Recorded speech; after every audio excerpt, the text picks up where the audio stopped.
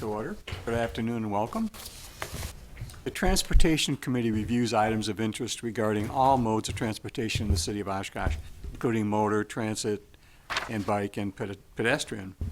We are an advisory committee, and our favorable recommendations today will go before the Oshkosh Common Council as needed. The council can accept or reject any recommendation from this committee. If you don't agree with our decision, you can discuss the item with any council member.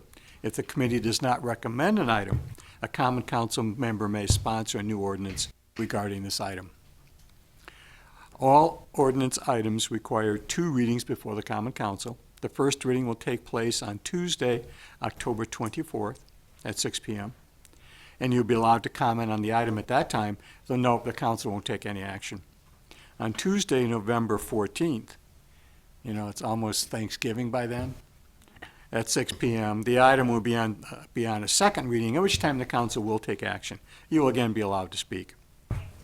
For this afternoon's meeting, I'll read each agenda item, at which time, if you'd like to speak, please step to the podium and give your name and address. I do ask that you keep your comments pertinent to the agenda item. The item will then come back to the committee for discussion and action as necessary. The committee has adopted a public participation policy which provides 15 minutes for public comment. Citizens must provide their name and address and speak on matters related to transportation issues within their authority. Comment should be addressed to the committee members, not to staff. Items on the agenda should not be addressed at the time the item is read. That is, any of the items that are on the agenda for today, speak at the time they're called. Don't use the front end open time for that. The statements are limited to 3 minutes, and citizens may only provide comment one time unless permission is granted. That refers to the open comments at the beginning. Written comments sent to the city will be distributed to the committee and members and become part of the public record. So with that, we'll begin the meeting with a roll call. Armstrong? Yes. Erickson? Here. Lynch? Here. Martin? Here. Hartman? Here. All right, minutes from the September meeting, September 12th, I think. Do we have a motion to approve those? So moved. Got a motion from Lindsay. Lindsay? Do we have a second? Second. Second from Sean. Any discussion? Call the roll. Armstrong? Yes. Erickson? Aye. Lynch? Aye. Martin? Aye. Hartman? Aye. I don't believe we have any old business today. Is that correct? New business. First item. Request for a 4-way stop at the intersection of Wisconsin Street and Congress Avenue. Anyone wishing to speak on that item? Just, please, if you want to speak, go to the podium, name, address. This was the 4-way stop one? Is that what you just This said? is the 4-way stop item. I want to go on record as being responsible for about 60 of the count drop, because I personally stopped going down Wisconsin when I found out I was getting stuck at Lincoln Street.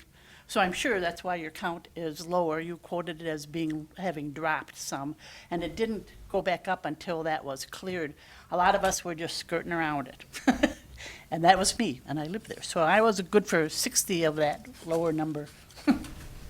And then I did my own traffic study this morning at 7:15 to 8:15 on the corner of Congress and Wisconsin. I thought there'd be quite a bit of traffic because of school, dropping kids off and stuff. And then this morning, you quoted 235 as the high traffic for that since the streets were reopened. I showed 308 vehicles this morning. So it's increased since that quote, and I expect it's going to go up once people are aware too of that the repairs are finished and that they're done. My husband died like 5 years ago, and he couldn't drive for the previous 2 years. So 216 and earlier, he was ducking riding down Wisconsin Street precisely because it was in such bad shape. And I'm thinking there's other people too who will rediscover it as a route now that it's been fixed. I don't think I have anything else other than that. Something I should tell you though, in watching the traffic this morning, and I don't care what you do about the four-way or the lights or whatever, but two things I saw that were very, very scary is I saw three kids almost get smoked by cars. One of the kids rode right through Congress without stopping on his bike, nonstop, and I couldn't even look. I was so sure he was going to get hit. And then two other little kids were there, and they went timidly, and they looked both ways. And you know how squirrels do that? They jump and they run back. That's kind of how they were. They were too tentative about crossing that. That's kind of a new school. So I don't think those kids know quite how to cross that kind of busy street. So somehow that's going to have to be addressed. A kid is going to get hit there, I swear to you. And I even thought the pedestrian traffic was down, probably because of the rain. So I'm in favor of a four-way. I have no skin in that particular game. I just think it's safer all around. Now that there's a school close, and I was, like I said, I was missing a lot of pedestrian traffic that I usually see go to the high school end of things. But do you guys have anything you want to ask me about that? I just need names and. Rebecca Strubus, 1422 Wisconsin. Thank you.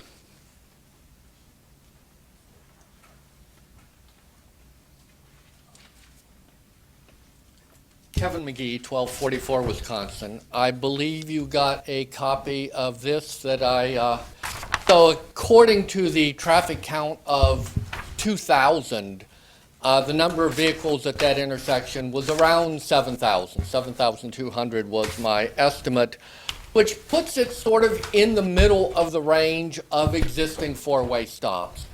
I was there yesterday afternoon, actually during this time, from 3:30 to 4:30. I counted 370 vehicles.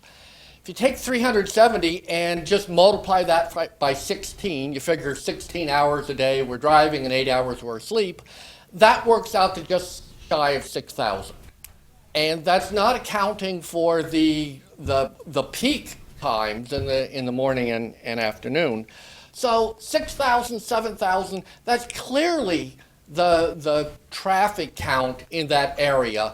The 3,000 number, that's a piece of garbage. You should, if you know a number is flawed, you do not use it. And that number was clearly flawed. If any of you ever were coming up Wisconsin Street while the street was closed, there was a big sign directing you over onto Jackson. And so, yeah, we even had a neighborhood kid, 10-year-old, mention, gee, it's harder to cross the street now because of all the cars. This was a day or two after the street had reopened. Mostly, though, I was there yesterday not to count the cars, but to observe the kids.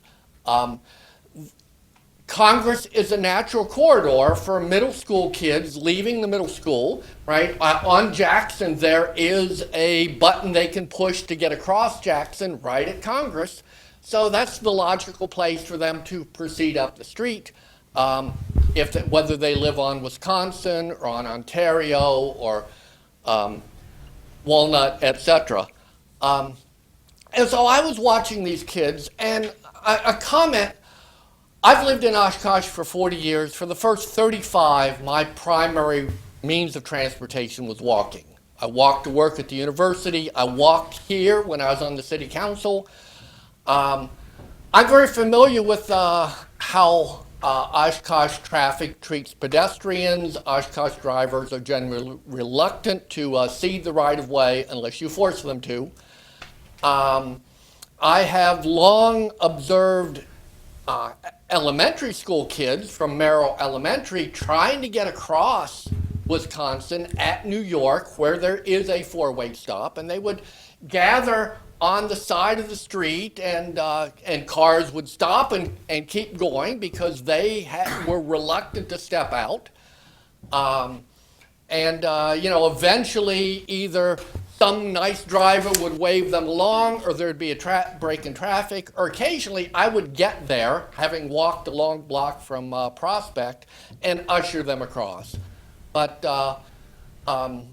what I saw yesterday was middle school kids are a bit more daring. They will step out and then see whether the car is stopping for them or not, and then proceed on.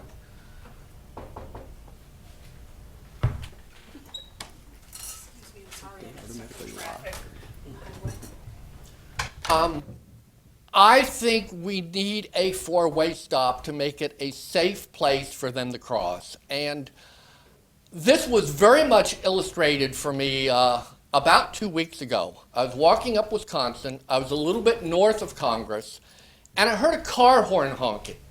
And this was not a little toot toot. This was a long, sustained, leaning on the horn, angry, eeeeee. So I turned around to see what was going on. A young man was walking across the street at what I would consider a normal pace. This car had to slow down to probably a mere 25 miles an hour, maybe even below that. I mean, they were actually for a moment below the speed limit, until he got far enough along that they could get back up to the 40, 45 miles an hour that was their rightful speed. It's not even entirely safe, as you've already heard, for pedestrians to cross right there. And this is a major pedestrian crossway. Yes, that's not in the warrants for a four-way stop, because those warrants are only vehicle related. But I think young people, I think middle schoolers, I think pedestrians ought to count. Thank you.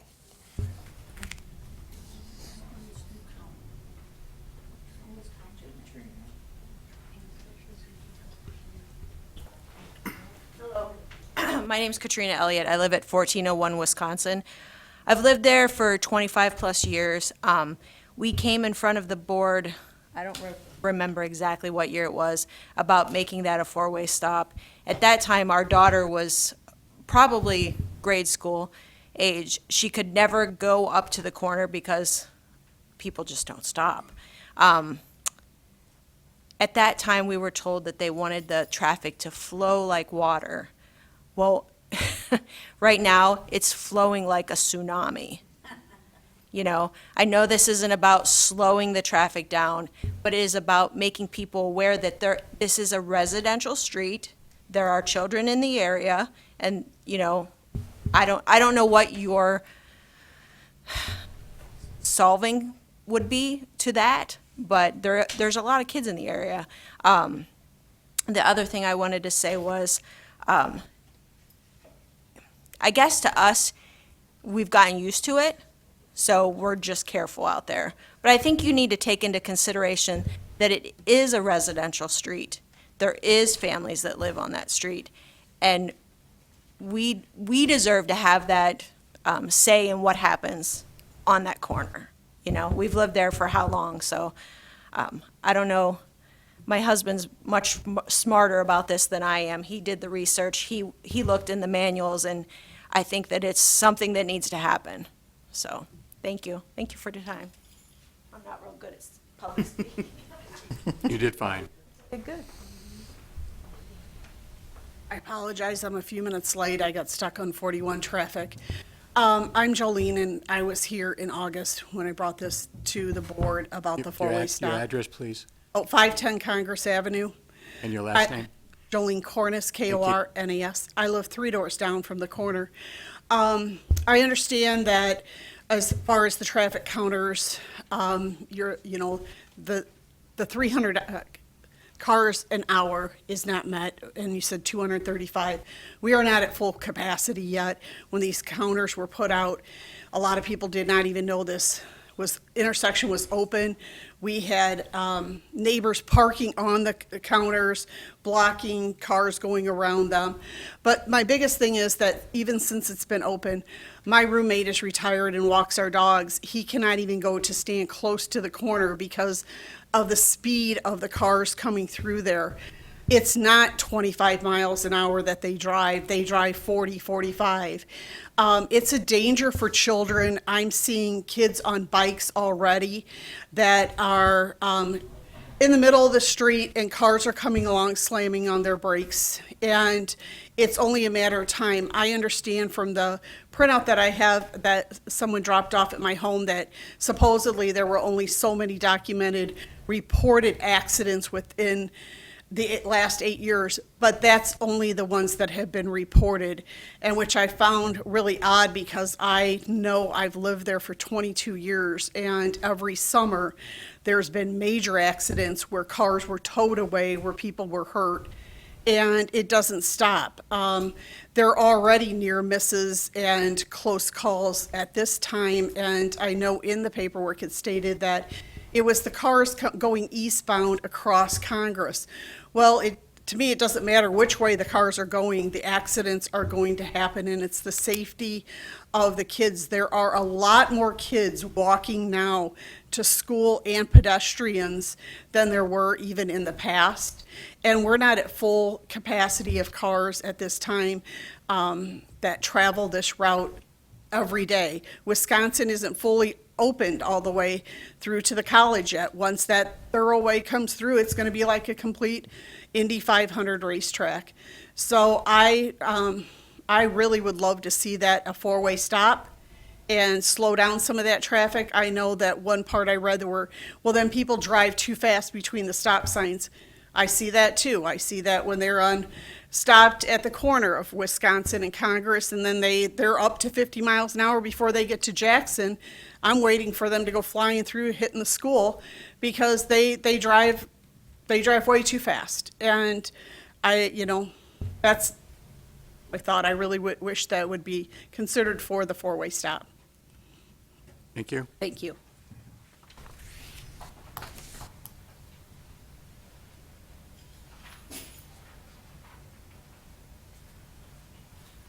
Oh, Nathan Elliott, 1401 Wisconsin Street. Early on in the project on Wisconsin, my wife and I discussed with a lot of the people from city engineering and whatnot our concern about the speed going from 28 to 36 foot wide.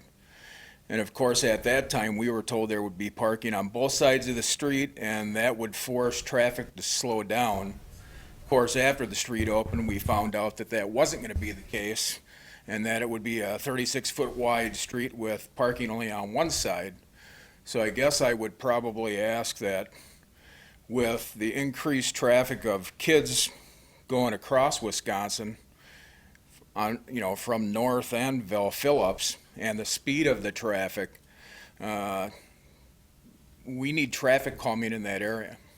And I know that's part of the plan when you design roads and all that other stuff. And whether that's a beacon to cross Wisconsin or a stop sign, you guys really, really need to look at putting something in that area before we have a kid that gets killed. So that's all I got to say.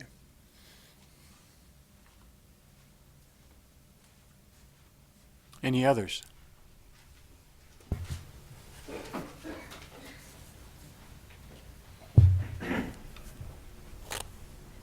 I'm Paul Lidke. I live at 1227 Wisconsin Street. I'm also pastor at Bethlehem Lutheran Church. So I've been there for 19 years. My office is situated at our church so that the four-way stop at Wisconsin and New York, I've been hearing traffic from there for 19 years. I don't know where I really stand on this. I can agree with what a lot of people say. I think if the speed is a matter, I don't really know if a four-way is going to solve the speed problem. I will tell you that in the last 4 years or so, since we've had some surveillance cameras at our church, I've had a couple of times I've worked with the city police to provide them with some video for accidents that took place at the four-way behind my office. I do know that what four-ways will often do too, though, is cause people to come flying up to the stop sign. They may, if they stop, then after that, boy, they speed out of there. So I think that maybe the best thing for this would be, I'll let you do what you have to do on the four-way, but it might be good to consider some kind of effort to slow down, because I will agree with my neighbors that I've noticed a lot more kids that live to the south of us and come through. So that would be, I think, something to be concerned about, and you have all the answers, right? Oh, no. Now, I did have a thought.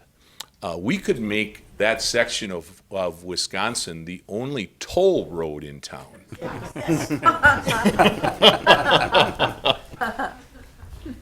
right, any others? Thank you for your comments, and I appreciate the brevity and the focus on the item today, and even some humor. That was.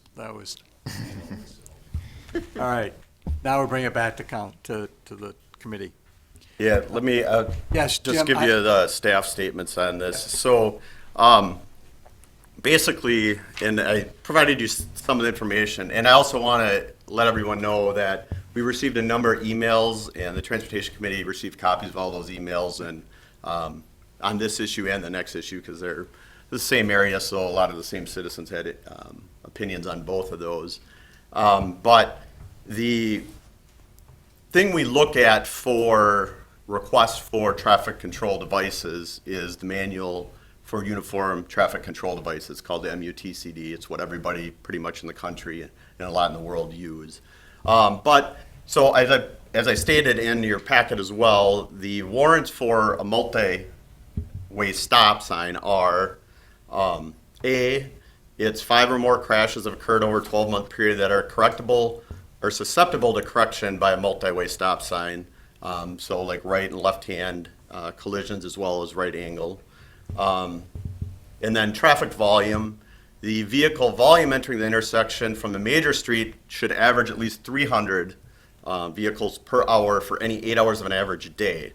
So that is an 8-hour average. That's not a peak hour of 320 cars or what. That's an average over 8 hours.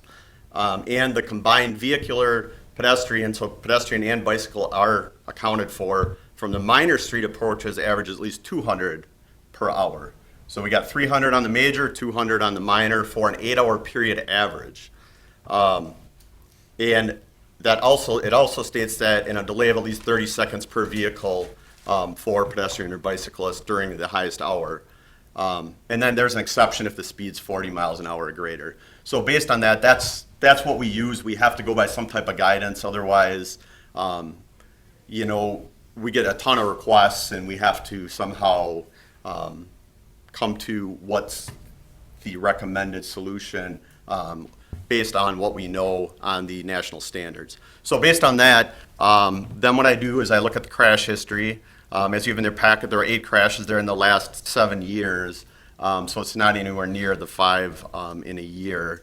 And I had some details on that. There were some odd things, like one was a skid steer plowing snow, a vehicle slid on snow. A couple, though, did not stop for that stop sign at the two-way stop sign at Congress in Wisconsin. So based on that, the majority of the stops, or the majority of the crashes were based on vehicles not stopping at the current two-way stop. And most of them were the eastbound. Traffic volume, I agree with a lot of the citizens that because we tabled this for 2 months while the construction, when we took the traffic count, the one intersection was closed. So this is what we got, based on the counters, it was 3,105 per day, which is probably, low. But based on that as well, looking back at the only other counts I had from that the city did was in 1997, and it was 4,259. But WSDOT does do regular traffic counts, and the counts closest to the intersection are in Wisconsin between Prospect and New York. So in 2019, it was 3,700. 2013, 5,700, 2010, 5,400, 2007, 5,600, and 2004, 6,200.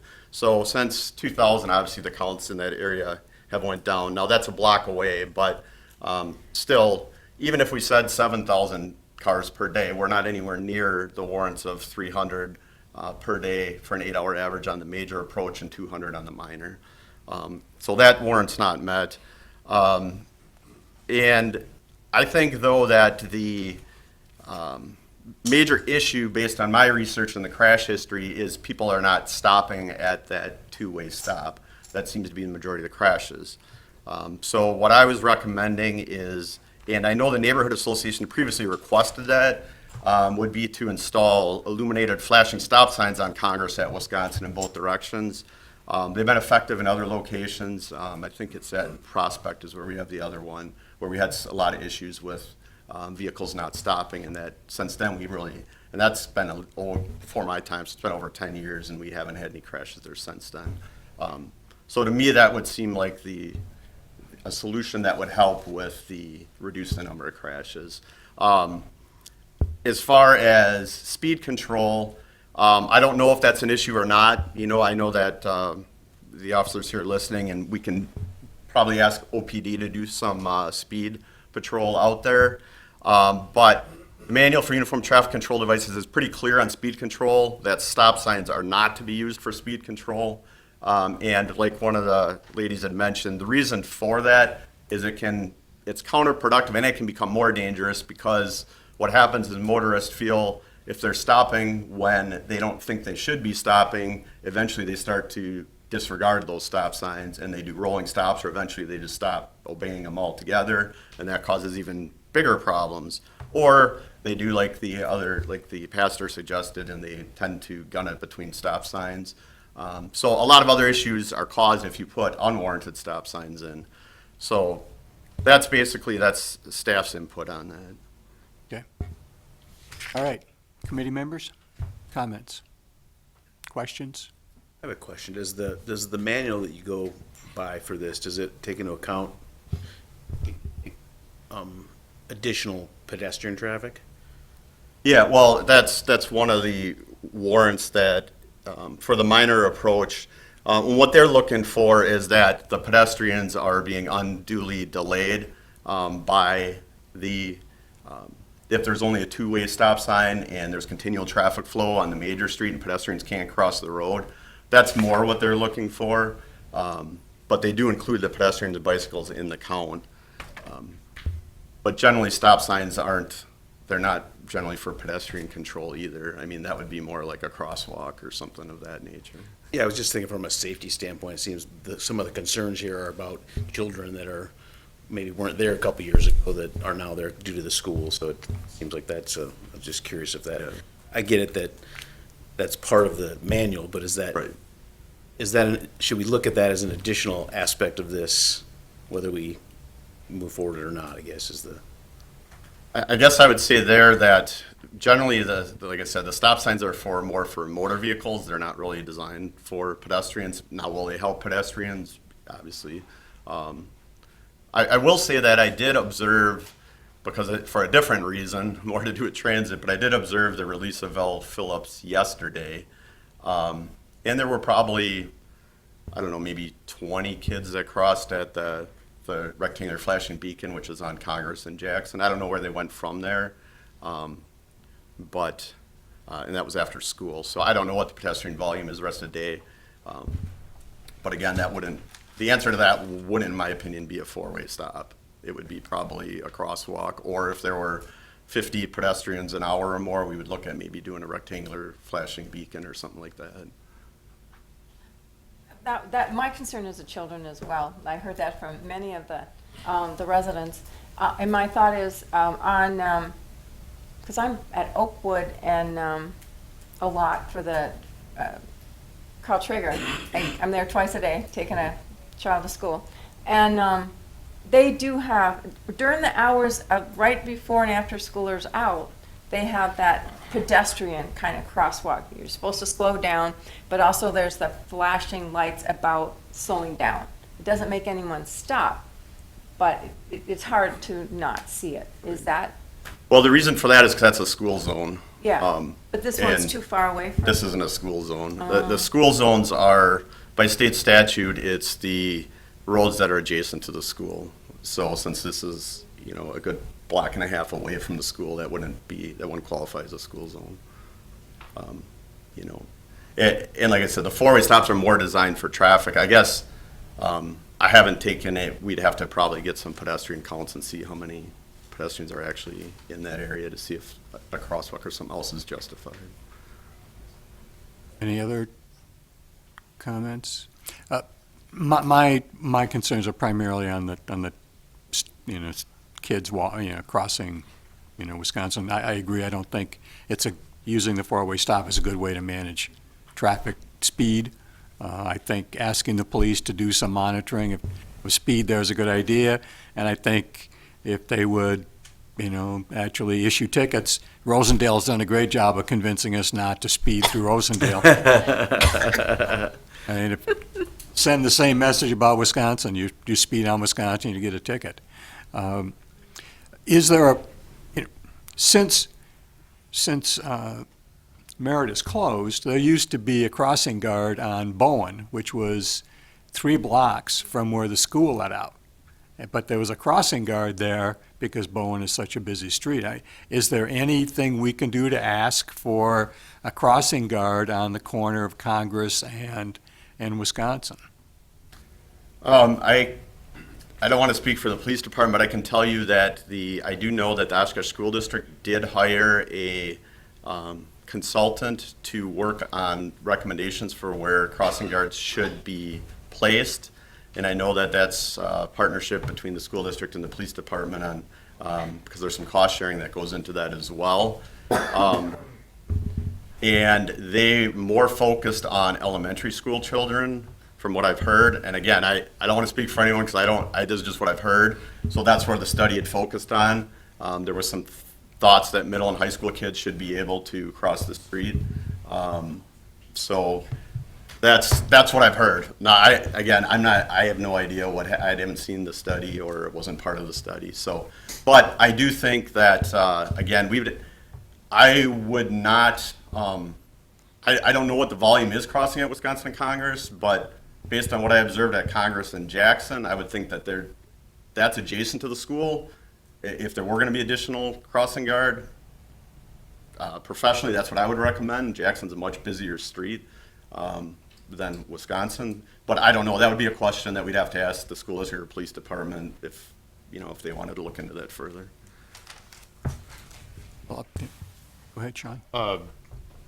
I suppose to maybe help manage the speed of traffic going through the area, what is the possibility of implementing some sort of control system like those speed bumps down Congress closer to the Payne? Would that being closer to the intersection be a possibility for controlling the speed of traffic through that area? That road was just reconstructed. If something like that was going to be installed, it would have been. Okay. We generally install those as part of road reconstruction projects, Gotcha. Just due to the cost and the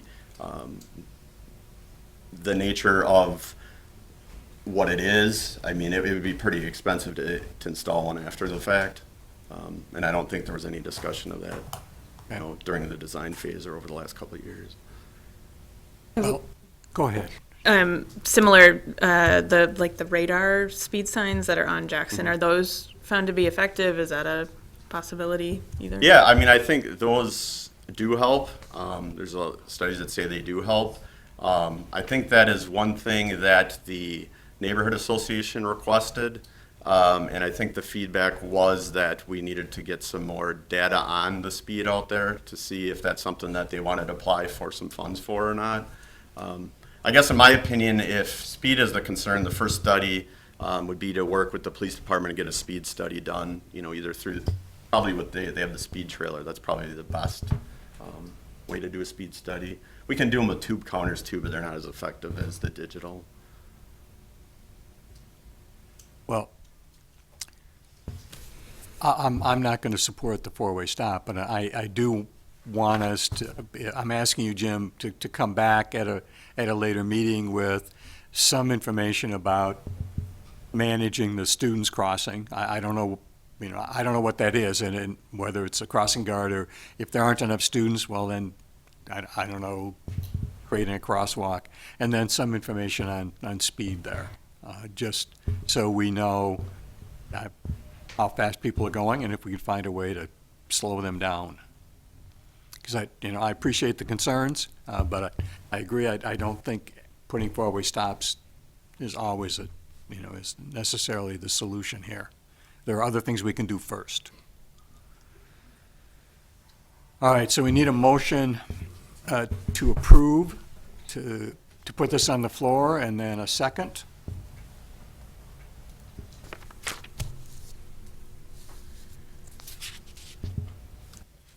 Almost. Okay. Almost, you should put it on. All right.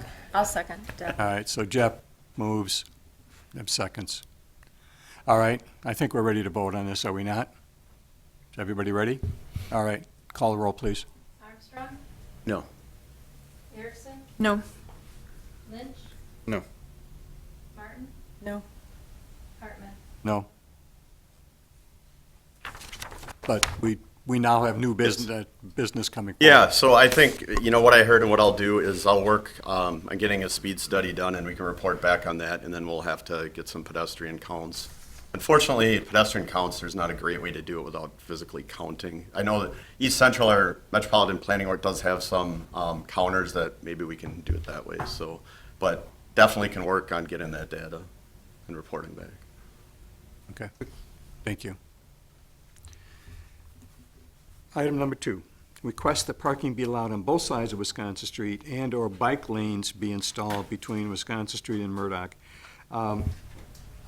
I think we need to change that phrasing, because we can't do a motion like and/or. We have to have something clear, so I think we have two motions. One, parking on both sides of the street, and 2 would be adding bike lanes. So we'd have 2A is parking on both sides, 2B is bike lanes, because we can't make Yeah, that's a good we can't move that. All right, do we have any comments on 2A, which is parking on both sides, not the bike lanes, it's just parking on both sides? I do. Again, my name's Katrina Elliott. I live at 1401 Wisconsin. When we were told that the street was being redone, because we didn't get a voice in this, we were told that there would be parking on both sides of the street. Now, I live on the corner, so the parking on Wisconsin doesn't really affect me, because I've never been able to park there. And now we have a fire hydrant, so clearly I still can't. I'd have to park down the street, towards the north, I guess you could say. The problem I have is, we were told when the street went from 28 feet to 36 feet that we would have parking on both sides of the street. When the street was completed, we were then told, oh, no, you're just going to park on one side of the street. Again, it doesn't affect me. The problem I have is we now are sitting with an estimated bill of 17 something, might be 15 if we're lucky. But why did we pay for a 28 to 36-foot street if we can't have parking on both sides? Or in the least, I forgot you didn't want to talk about the bike lane, but that's my problem. I could have lived the rest of my life with my potholed street. Honest to God, I could have. Because if anything, it slowed them down a little bit. But I think the problem I have is we were told one thing, and then you decided on another. So that's my problem. So why do we go from a 28-foot street to a 36-foot street if we can't have parking on both sides? So that's my question for you all, if anybody can answer that for me.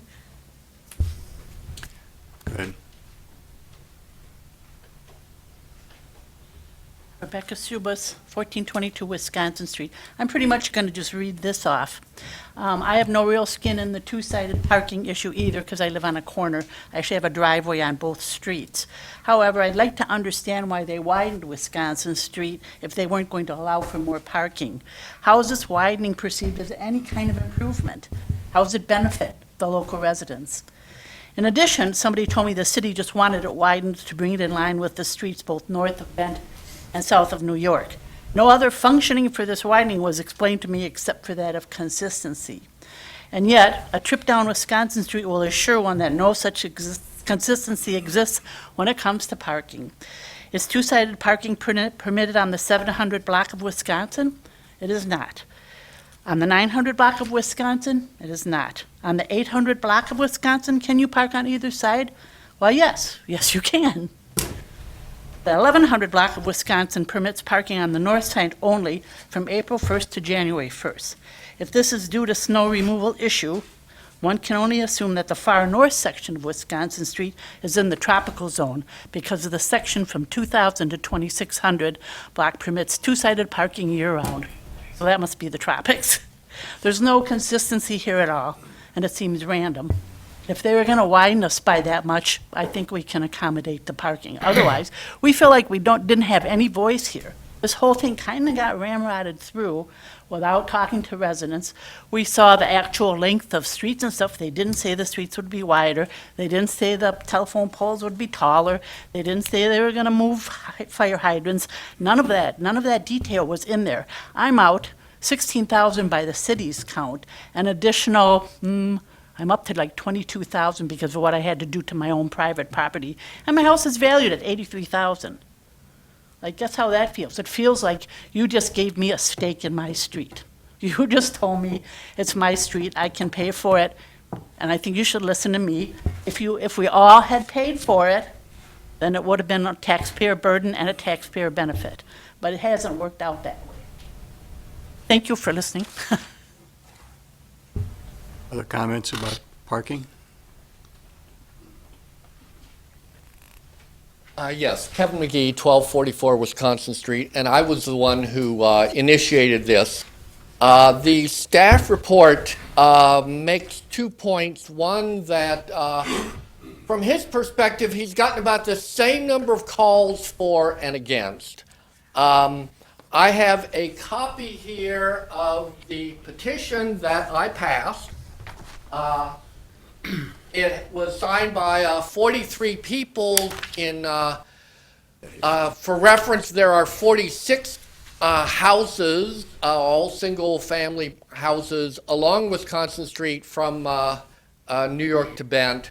All but 7 of them either were people signing, and that was from 33 houses. There were also, from 6 houses, 7 people who said they were against the idea. So 85% are in favor of parking, and that is not just a landslide, that is an avalanche. So in terms of local opinion, it is strongly in favor of being allowed to park. The other argument is that if we have parking, that's 2 8-foot lanes, that's 2 10-foot driving lanes, and 10 feet is too narrow. Well, this is, I'll let you share that. That is from the, what is it? The National Association of City Transportation Officials. It's Urban Street Design Guide. And, quote, lane widths of 10 feet are appropriate in urban areas and have a positive impact on a street's safety. We've been talking a little bit about safety here, without impacting traffic operations. So according to the National Association of Transportation Officials, having parking on both sides would not be a problem. Furthermore, we have evidence from north of Bent, because from Bent to Murdoch, it has been 36 feet wide for roughly the last 30 years. And parking has been on both sides. I was asking my wife, because we've lived there 40 years, in fact. So over those last roughly 30 years, about how many times has she driven that strip? Because that's our usual, we're going north, we go up to, straight up Wisconsin to Murdoch. She said, well, about 5 times a week. That would be 250 times a year, times, let's call it 28 years. That's 7,000 times she's driven that strip. And I said, well, how many times did you have difficulty getting through? And the answer was 0. Anyone here ever have difficulty getting through that area? Has that been a challenge? So let's say, 15, 20,000 trips. I don't know what the number is. So 0 for 20,000. That likelihood is pretty small. Well, if you're still not convinced, this is a 36-foot street with a Ford truck parked on either side and a minivan passing another minivan in between them. These are not little tiny vehicles. These are, the largest size. The space between them, there would be 3 gaps. Now, this vehicle is 4 inches from the curb, and that's 5 inches. So, sometimes cars are closer and sometimes not. But the gap is 35 inches. That's this far. So I'm driving along here, and there's a car right there. Now, that would be very uncomfortable if I'm traveling at 60 miles an hour. I might be forced to slow down to maybe 25 or 30. That is no more than the speed limit. I don't see how 2 10-foot lanes and 2 8-foot parking lanes is at all a problem. After all, on Wisconsin Street, before they widened it, on the 28 feet, we did have 2 10-foot driving lanes and 1 8-foot parking lane. So how is that possibly a problem? Thank you.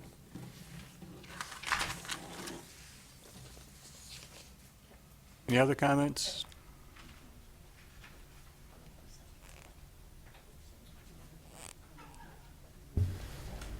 Paul Lidke, 1227 Wisconsin Street. I come very unprepared. I'm one of the 7 who did not sign the petition. It just has seemed to me when the construction finished, but before it fully opened, I think the one thing that I see on our end is we have quite a bit of college students who are in rental homes there. To me, it just congests things. They park where they ought not to park.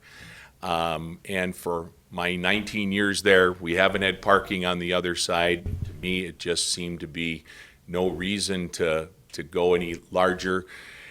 And I give kudos to my momentarily opponent for all the work he put into this.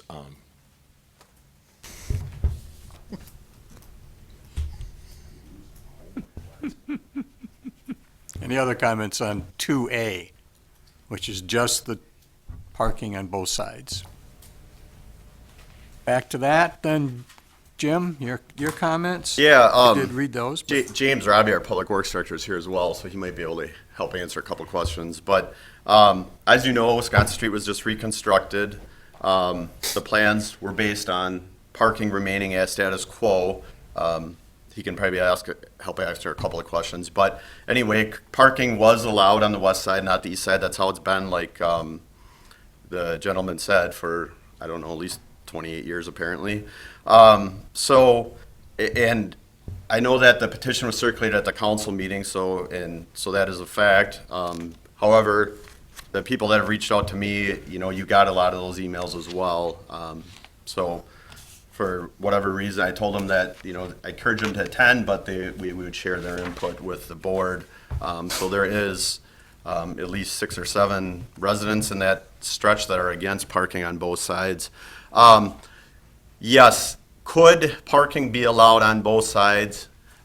Yes, however, it would be very tight. It would be similar to, I believe, Main Street. So we do get a lot of complaints in that area, how tight parking is now. Main Street and Wisconsin are 2 different animals, obviously. Main Street's a downtown urban area with a ton of pedestrian activity and shops and things like that. So it's not really comparable, but however, yes, could it be done? It could be. It would be very tight. So with the road being designed for the parking on one side, I recommend that that parking remain as it is. And we're going to talk about the bike facility separate. However, know that you cannot have parking and bike lanes. And even bike share markings, which is a shared bike and pedestrian route, that would be extremely difficult as well if you allowed parking on both sides. And know that Wisconsin Street is in the city's bike and pedestrian master plan. So a bike facility is recommended there. So if you do decide you want to allow parking on both sides, that will go against the city's bike and pedestrian plan. But I think, I don't know, James, if you want to, if you can answer a couple of the questions they had. Like, Yeah, I mean, certainly if you have any questions, I'm here to answer, but, as Jim mentioned, the design parameters going in were based upon the existing conditions for parking and knowing that the bicycle and pedestrian master plan did call for facilities on that street. So those were the design parameters that were used by the design team when they were working on that street.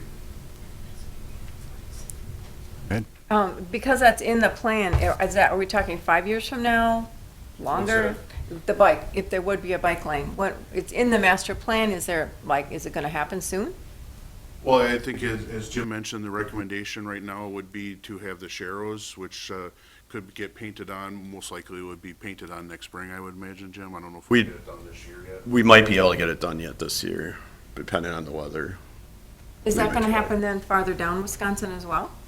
Is that is that the plan? Right now, it would be this section, but the plan is to connect the bike facilities all the way down Wisconsin. They currently go there's a bike lane from the bridge to, no, it goes to Irving, yeah. Yeah, it goes to Irving, and then Irving, the bike lanes connect to the lake. So this would then take care of the stretch from New York to Murdoch, and then we would have to implement the middle section later. But bike lanes, we would have to remove all the parking first, which we weren't planning on. So I think like James meant, the plan was for the street to remain with parking on one side and then to put bike share markings on there for the bike route. So that's been the plan all along until, this petition was received. Okay. All right. Any council members, any questions, comments? Well, I must admit, I was ambivalent on the parking issue until we talked about the bike lane issue. I mean, if voting to have parking on both sides means we can't have something to support bike lanes, then I'd have a hard time doing that. So Well, my question would be how soon is the rest of that gonna happen, and can there be parking until that does happen? Or, what's the advantage of having it for a few blocks? I don't know. The advantage to the bike lanes? Yeah, Or, well, to the bike lanes bike on lanes park. wouldn't be possible unless we removed all the parking. So right now, staff is recommending sharrows.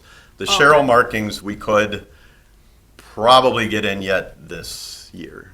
The weather so far has been okay. It should be around 60, but it's close. So we could probably get those in. What we do is they get melted on the road. So we use thermoplastic. And those we would try to get in yet this year. I would not recommend doing parking and then removing parking or vice versa, because you can see there's strong public opinion either way. And I would then say that, if we did this section, we'd probably, we don't have the bike and pedestrian committee anymore, so that this committee would be responsible for that as well. Then we could look at connecting the part of Wisconsin that does not have a bike facility probably pretty easily in the next year or so. well, I'd like to see something, sooner than that. I mean, if we're going to do this for that section, okay. Normally, we don't have conversation, but if you have something, But Part B has been brought up. The biking issue Yes. has been brought up. So could I comment on that? we're going to do that second. What if- Regarding, Could we do it this. reversed? What? Could we do reverse and do the bike and then do the parking, or is that not okay? Well, we haven't made a motion on anything. We were discussing 2A, which was the parking. We Yeah. can certainly discuss 2B and then vote on B and A. I mean, that, I think That'd be due, great. due to the interconnected nature of these two items, I think we do need to hear both sides before we do anything all for right. the motion. So we'll have a discussion about 2B, which is the bike. It's not going to be bike lane, it's going to be bikes something. Well, if it's a Yeah. bike lane, then there's no parking. Right. So we've gotten requests, so you've seen on a lot of the citizen feedback, there is a desire for bike facilities, Okay. whatever form that may take. All right. Professor McGee?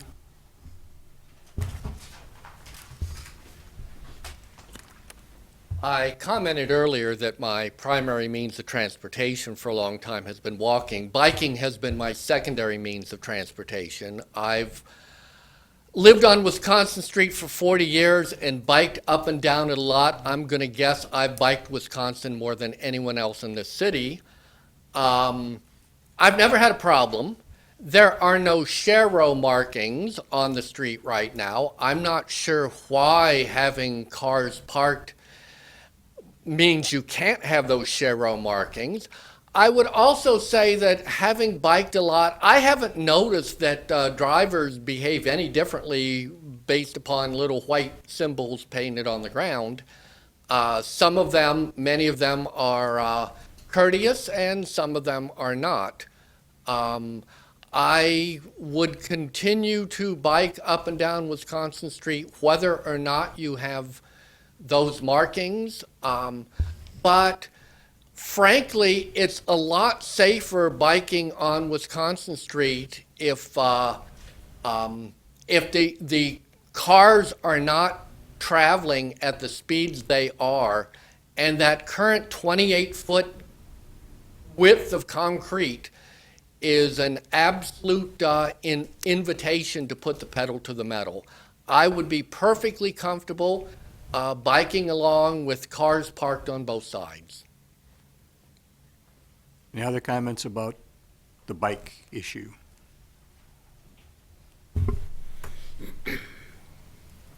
Okay. Well, let's discuss the bike issue, and maybe we vote on it first, and then the parking. Whatever. All right, comments on bikes. So my understanding, the share are on they're arrows on one side of the street or both sides of the street? It'd be on both sides. So it would be, what they are, there's like 3 arrows and then a bike symbol pointing in the direction of travel. And the reason for those, as part of the city's bike and pedestrian plan, is to designate that that is a bike route. And we put those in the area where the bikes should be expected to ride, which in Wisconsin, bikes are a form of transportation, so they are allowed to use the lane. But that gives motorists extra awareness to look for bikes, and it also designates a bike route. And that's one of the goals of the bike and pedestrian plan, is to have interconnected bike routes throughout the city that people know, that are labeled and identified, that they can follow. And it is to help then, obviously, the motorists and the bicyclists know that they're supposed to share the road there, which they should be anyway, but it's just an additional designation that designates that as a bike route. All right. Any other comments, questions about bikes, bike shareable? Being a part of the city's only bike shop now, I feel I have a little bit of experience in kind of knowing what's the cyclist end of this is about. And part of what I think the issue is for the safety of bikes on the road is that a lot of drivers are unaware of the need to look out for them. Well, that's not just on the drivers. That's also on the cyclists. And I think one of the major ways that we can improve that is to just get more cyclists out there on the roads. A great way to do that is to make these share roads and to make them publicly known. Because I have people coming into the shop all the time asking me, hey, how can I get to such and such? Well, we just pull it up in the maps for them. You can see where all the routes are on there. It'd be a better way to, I think, spread awareness of cycling if we get more cyclists on the roads interacting with the normal traffic. That's going to be the best way to get drivers to be more aware of it, because the moment they walk out their door to get in their car, it's already somewhere in their subconscious that they need to be aware of this stuff that's going on the road. There's more riders. especially after COVID now, we've seen a massive uptick in the ridership of cyclists in this town. I think it's time that we start expanding the infrastructure for it. So I can't see supporting anything that wouldn't include some measure of cycling infrastructure in Wisconsin. It would seem irresponsible to me. Okay. Any other comments? I'll just say that I do observe more people riding bikes, and I think they're going to work. I mean, it's not necessarily people that are in the special cycle gear that you might think.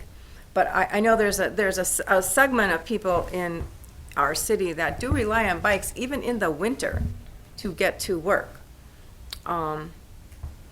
Like the professor, and there's others too that, so, I mean, it does make sense in that regard, from my point of view. Okay. All right. The motion then is on shareable, is that what it's called? Yeah, they're called Cheryl markings, so. Cheryl markings Right. on Wisconsin from, is it gonna be from New York to Murdoch? Yep. Okay. What are we gonna do in that section between Bent and Murdoch? Because there's parking on both sides there, is that? Oh, yeah, you're right. We should probably do it bent to, because I haven't looked at that yet. All right, so Bent to New York, but part of the, your next charge is, all right, what are we gonna do to get to Murdoch? Because if we're gonna do this for the folks in that section that's just got done, so there's more bike lane, we need to do it all the way to Murdoch. And also connecting Irving between Irving and. Yes, Yeah. yeah. Yes. Yeah. So those, if we're gonna do it for them, we gotta do it all the way. Okay. All right. So, the motion is, and I'll make the motion just to add, Sharrows from New York to Bent, all right? But on the side is, Jim is gonna look at how we're gonna get from Bent to Murdoch and back from New York to Irving, okay? It's on the condition that happens too, but that's for this piece right here, all right? That's the motion. I'll second. Lindsay seconds. Call the roll. Armstrong? Aye. Harrison? Aye. Lynch? Aye. Martin? I Hartman? Back to parking on both sides. So I think it's going to be interesting what happens between Bent and Murdoch, because there's parking on both sides there in terms of how this is going to work. So I guess my view is what I'm going to do is I'm going to vote not to do parking on both sides at this point, and then let's see what happens on the whole shareable thing going forward between Bent and Murdoch.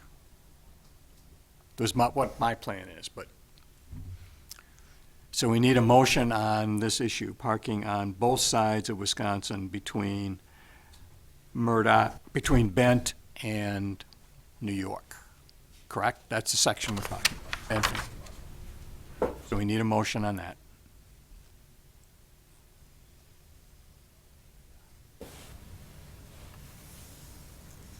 We need a motion to take action. If it doesn't, if there's no motion, if it dies for lack of a motion. Oh, we could do that. If there's no motion and there's no second, it dies. At least in when I've run meetings before, that's the way it went. Not in this situation, but in others. I'll make a motion to take that vote for whether we park on both sides or not. I'll second that then. All right. So we got Jeff and Deb. All right. Are we ready to vote on this? Armstrong? No. Harrison? No. Lynch? No. Martin? No, Hartman? No.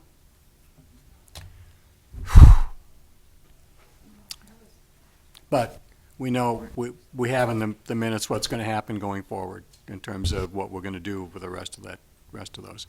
And I want to thank all of you for coming today and for your comments. I know we have one more item, but my guess is you're not going to hang around to listen to it. But thank you so much for coming and your involvement and your respectful comments. All right, item number 3, request at the intersection of Adams Avenue and Johnson Street be converted from yield to stop controlled. Do we have anyone commenting on that?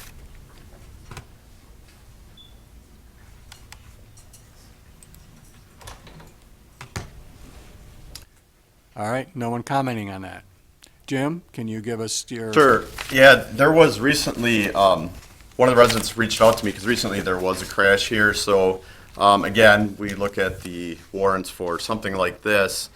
So generally, if a traffic control device is warranted, which at one point, and obviously it must have been for some reason because the yield sign is there, and a full stop's not required, they generally recommend yield signs. And the warrants are similar to what I described earlier, which would be the 5 or more crashes in 12-month period or heavy traffic volume. So there have been 4 crashes at that intersection 2015, and they were all related to motorists failing to yield. One was a distracted driver.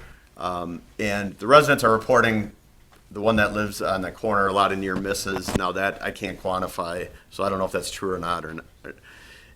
Traffic-wise, I didn't do a traffic study, but I kind of know that, and the resident would admit too that it's not a high-volume intersection. However, the potential, if we did convert them from yield to stop, there would be some potential benefits. I think the main issue here is, I don't know if this house would meet today's current setbacks, but I did do some field observations, and when you get up here, it is, between this house being so close to the corner and this tree, it is a little bit difficult to see this way. Now, you still should slow down and yield. However, I know that yields aren't as effective as stops. People might slow down a little bit and look and then go. And similarly, coming the other direction, if you're here, your vision isn't great looking to the south here. That you got those trees there. So I'm kind of on the fence. I do think that the reason I could support this is because that vision is somewhat limited in both directions. So making motorists stop versus yield would probably make them more aware of oncoming traffic and would potentially yield some safety benefits. So, as I stated earlier, we generally try to follow the MUTCD as closely as possible, because that obviously gives us some backup as well if anything does happen and they ask, well, why did you or didn't you do this? In this case, I think my argument would be that vision is impaired on both these corners. So if we did convert that to a stop sign, I think that would potentially yield some safety benefits. Okay. Any comments? Any questions? All right. Call the roll. Armstrong, Aye. Erickson, Aye. Lynch, Aye. Martin, Aye. Hartman. Aye. All right.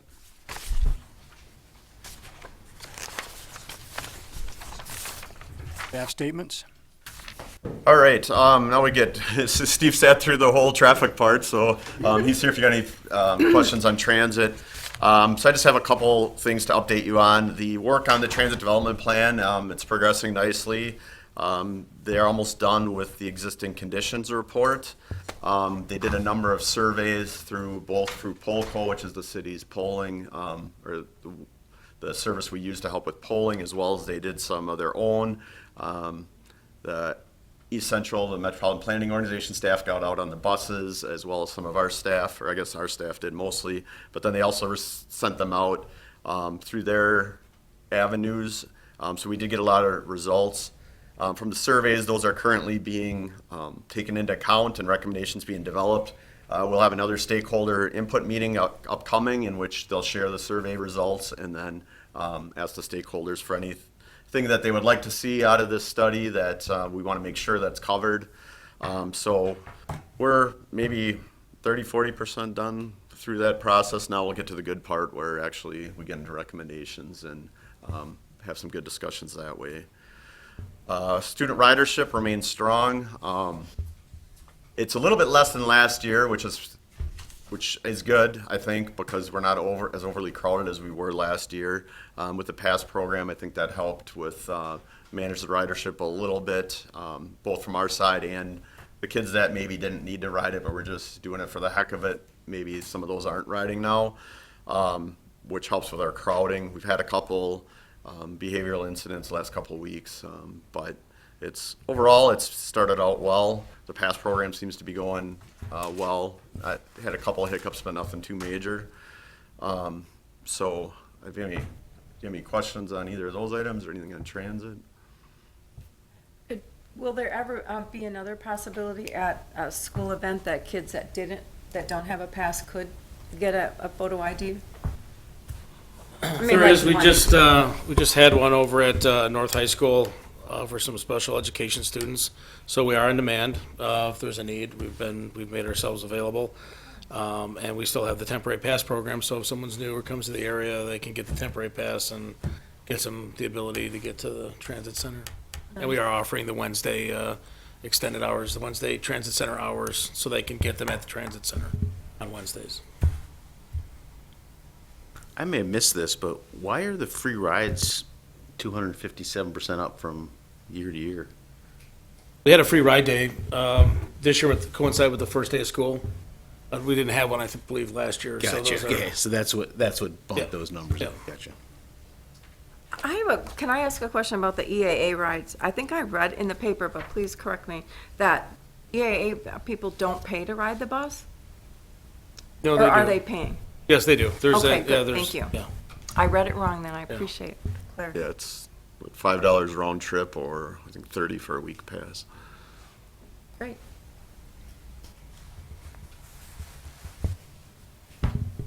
Anything else? All right, the only other thing I was just gonna, and I'm not gonna read this whole thing, but I'll just briefly share this. This was in, and we heard a lot about pedestrians, and I hear this a lot about concerns for pedestrian safety.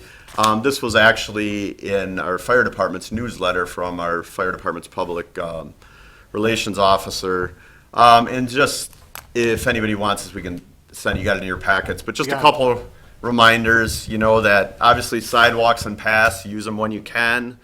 Walk against traffic, wear bright colored clothing, use lights and reflectors at night, use crosswalks. I think I see a lot of kids that just run across the street, so I think some of these concerns with pedestrian safety, I think, are obviously valid, but I also think we need, and I've talked with a number of people that call me about this too. We also need to teach our kids how to cross the street and do it safely.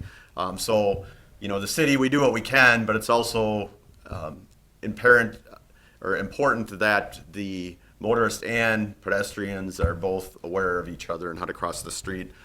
So a good way to do that is using crosswalks. That's why we try to keep crosswalks at intersections, because that's where motorists generally expect pedestrians. The mid-block crossings are more dangerous. I mean, we do have some, and that's why we have those flashing beacons at some of them, because generally you're not expecting pedestrians there. Obviously, avoid distractions like electronic devices, just like when you're driving, and pay extra attention to parking lots of driveways. But most importantly, I think that one thing I just want to emphasize, and I try to emphasize this to people as well, is that pedestrian safety is a shared responsibility. The city, we can do what we can to improve infrastructure and put out lights where they're needed and crosswalks, but we also need to be aware of motorists. And I think the best way that I've heard to do that is make sure you're making eye contact. So if you're a pedestrian, make eye contact with the driver, and I think we should teach our kids the same thing, because then they're aware of you and you're aware of them, and that's probably the best thing you can do. So that's just some reminders, and I try to, like I said, try to remind people that I get a lot of calls for people concerned pedestrians and motorists, and but we also need to teach everybody how to be a good pedestrian as well. Have you ever considered a video about that? Crossing safety that we could maybe, as a teaching tool for the kids? Yeah. At the school, might be Yeah, because you've that's not a got bad that idea. mascot, could kind of maybe fit into it too, or? Right. Yeah, I can talk to either the fire and or police department, see what I'm sure they might already do something, but I'll check it out. Yeah. And make it fun. Yeah. Yeah. Good idea, yeah. probably already exists somewhere. There's probably a. Or maybe, yeah, maybe I should just do some research, see if I can find one. Because, yeah, I'd see people in the parking lots on their phone, I'm in my car, yeah. and adults. Right. Any other items? That's it for me. That's it? All right. Do we need a motion to adjourn, or can we just adjourn? Motion Need a to motion. adjourn. We got a motion and a second. Everybody says aye. Aye.